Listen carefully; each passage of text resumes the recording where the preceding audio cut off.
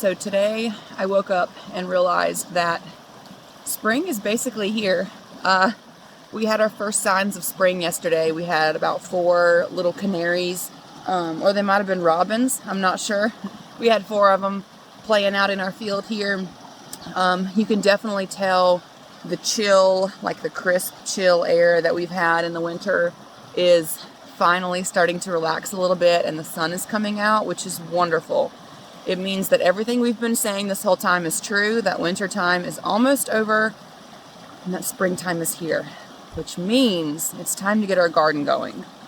So today, the first thing I'm going to do is go into town and get some seedlings that we need to start, and I'm going to get some onions because our onions need to go in the ground like yesterday. The onions are supposed to go in the ground the 1st of March. Everything else in this area, you're supposed to wait and start the seeds about 6 weeks before the last frost date, which for our location, we're in eastern Tennessee, so it's zone 6B for growing. It's super easy. If you just look it up online, it'll tell you what things grow best in what zones and what time to plant them. So we know that we're ready to plant our onions. And we know that in a couple of weeks, the 1st of April, we're going to be ready to start our seeds for our tomatoes, our cucumbers, our peppers, and our beans, I think. The beans may be later. I think in April we're starting our cucumbers, tomatoes, and peppers, and carrots. We'll see. I've got it all written down. You can tell I'm kind of scatterbrained. It's early. It's like 7:15 in the morning. I'm having a difficult time getting going, but that's what we're working on today. I'm going to town, getting seeds, getting onion bulbs, all that good stuff, and Josh is going to be here clearing the land for our greenhouse because the goal is to get poles on the ground by the end of the day.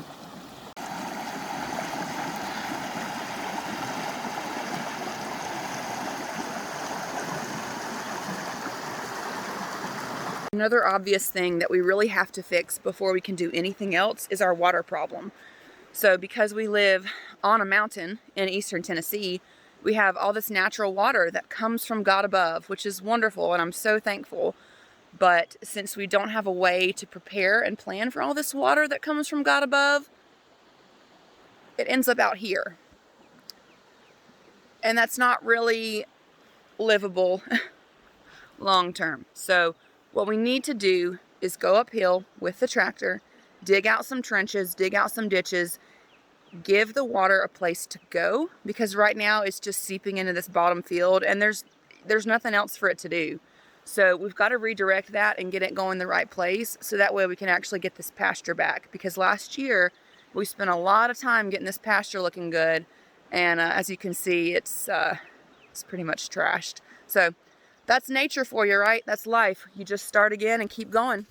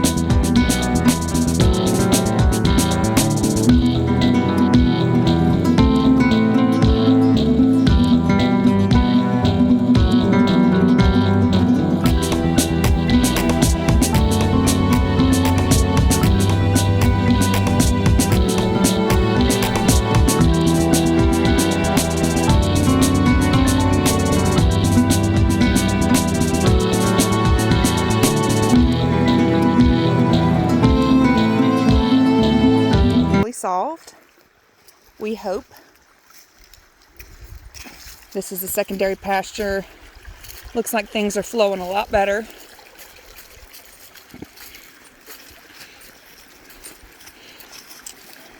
This is the area you said you were going to put grass seed out. Obviously, we got to level all this first. We're also going to get some big rocks and granite to create a little wall here. Like the greenhouse has got photos right now.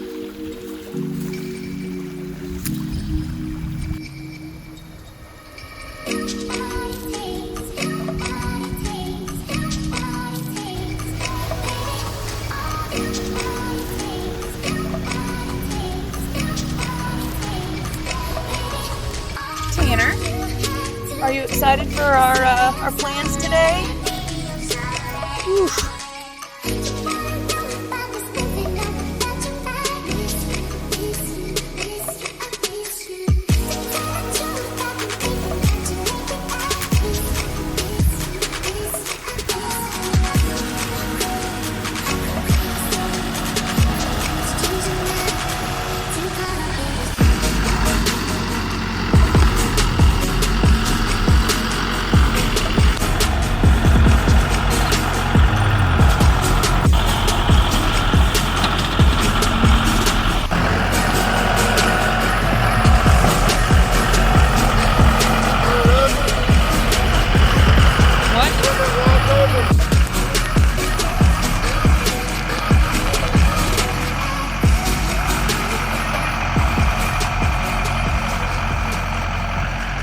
Checking in. It's going well. We are supervising. Isn't that right, Amy? Is Daddy doing a good job?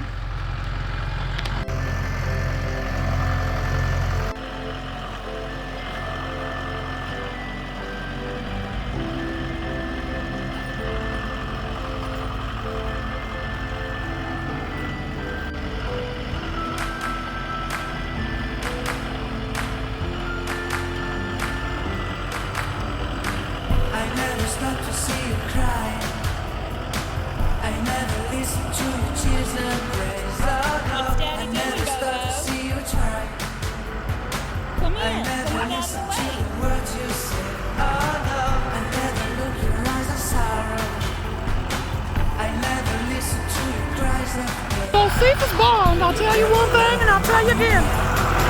Minding my own now.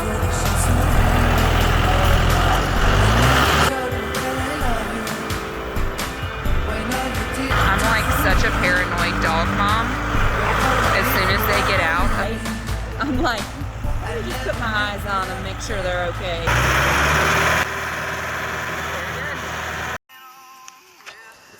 What? Oh my God, yeah, I don't want to touch that. Oh my God.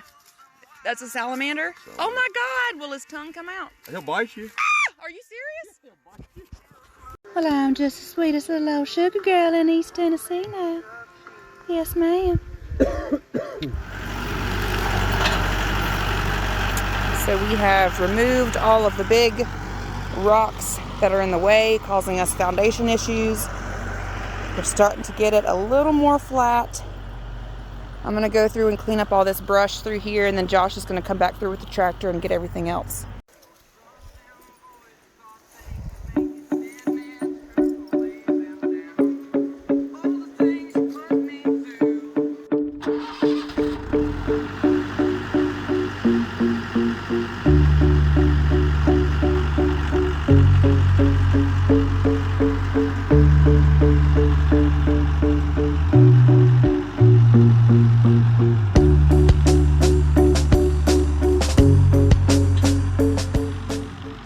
So you can kind of see up in this upper pasture here, it's about 11:30, 12 o'clock, and this is where the sun is. As it goes down, it'll keep going this direction and then set kind of back in here. So the idea is to have our garden area back in here. We know that the potatoes and the onions and things like that need full sun, so those are going to be kind of back in this area once it's cleaned out.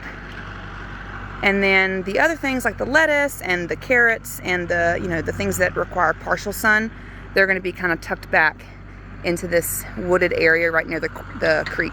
The plan for the cabin build, as soon as we get done with the greenhouse, is to place it right over here. I'm going to zoom in so you can see it a little bit better, right where that cedar tree is and that culvert. That's right where that creek is and right where that water problem.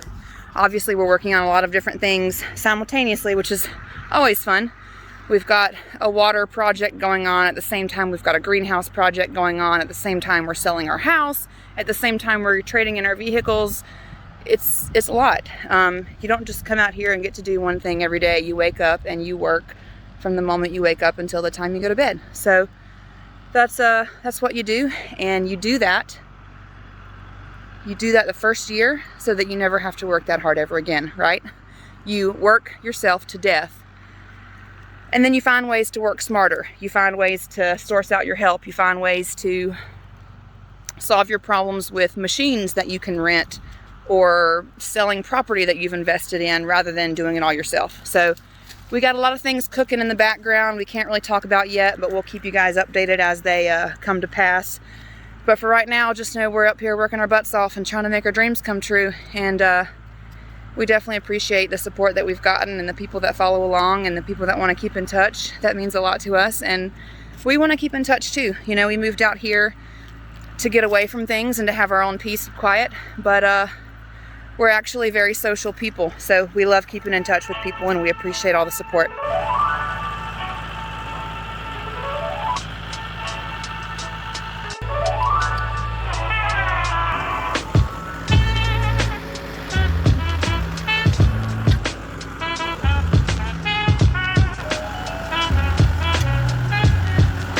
We may have gotten a little distracted with the leveling project and moved on to unearthing a giant boulder.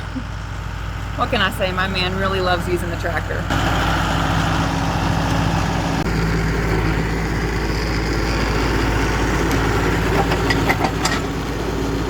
What are you doing? I don't know, but I'm staying out of the way, Mama. Oh, Sugar Bear. So I don't know if any of you guys following along have a lot of pets or any pets with any autoimmune issues. We have a pet with an autoimmune issue, Lyme disease, and it's easily corrected with doxycycline, but she also is on carprofen as needed for pain, which is basically like an Aleve.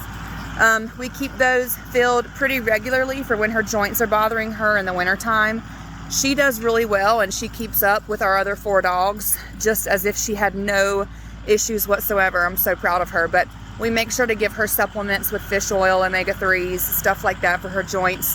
And another thing to watch out for is their little toenails, because when you're out here in the mountains and they're playing on rocks, they tend to scratch their little toenails much easier, and her toenails will sometimes split at the corner down to the quick.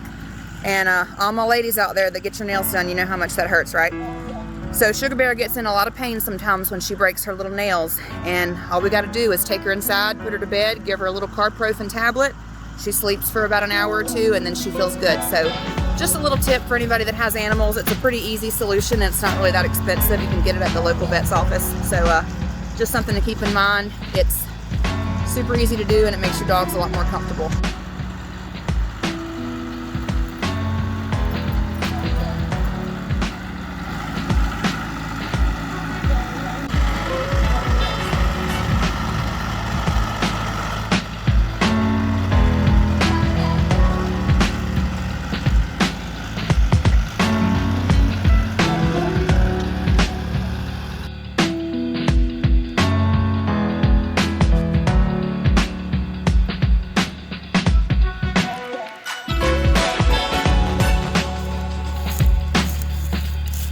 What? Well, I was trying to get the creek, but then you walked in front of it.